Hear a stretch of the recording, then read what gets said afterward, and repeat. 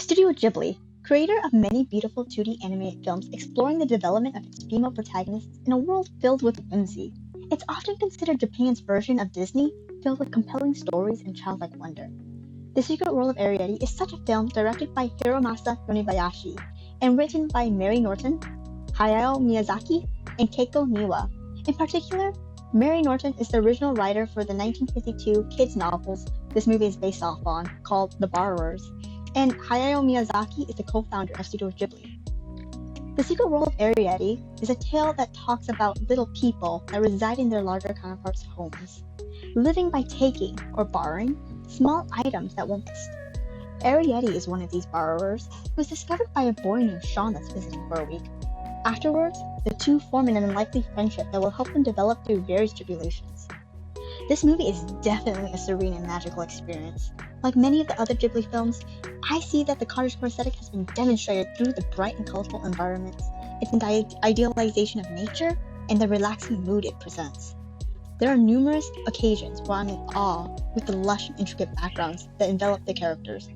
Like in Arrietty's room, it's hoarded with natural items and knickknacks that depict her as a curious and peppy girl. Or in this scene with Sean, relaxing in an open field. I love the soft brushstrokes and the use of natural colors like greens, browns, yellows, and blues. It's filled with wildflowers and illuminated by streams of light. It's a gorgeous scene that shows how tranquil nature can be. With life as a borrower, Arrietty has shown me a completely different perspective in the same world. It's fascinating to view the lifestyle of little people if they did coexist with us. An instance of this is how a backyard can be a jungle filled with dangerous animals, like the average cat or crows, or benign ones, like crickets and pillbugs. Another would be on Arrietty's first borrowing trip with her father. I was amazed by how daunting yet miraculous it was to be in the eyes of a borrower. Everything is scaled up that a short distance from the cabinet to the counter for us was a harrowing divide for them. And I thought traversing my own kitchen in the dark was scary enough. It truly illustrated the different lifestyle they live and how they live it. I really wish that we could have explored more of that. The musical score enhances this adventurous and wildlife atmosphere the movie delivers. Composed by Cecile Corbel, a singer/songwriter known for her Celtic and world songs, let me just say that she created a beautiful atmosphere.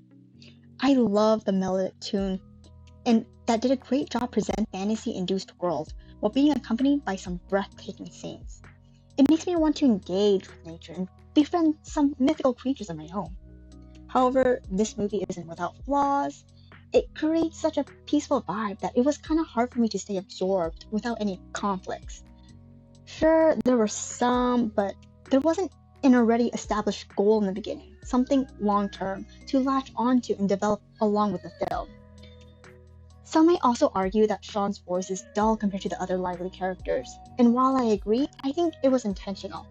I did watch the US dub though, so perhaps it's different in other languages.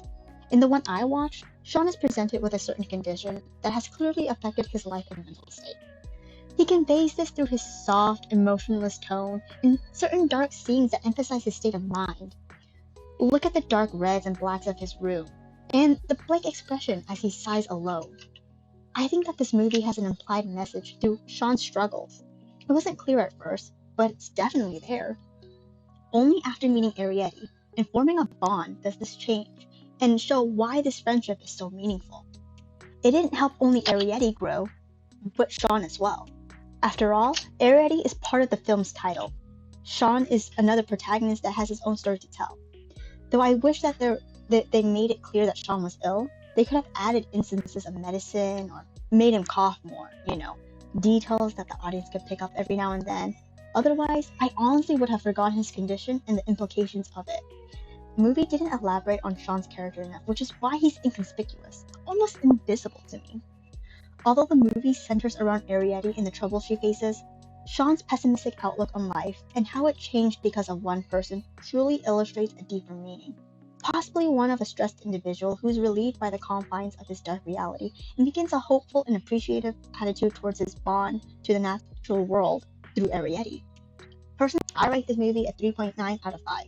I think this film can be enjoyed by both children and adults alike who appreciate a peaceful slice of life and magnificent nature-based visuals. It's fun, adventurous, beautifully animated, and demonstrates the value of trust and friendship, hopefully mental health as well. While the film may not have the most memorable plotline, it delivered a marvelous experience that can help you appreciate the little things in life. Thank you for watching and enjoy your day.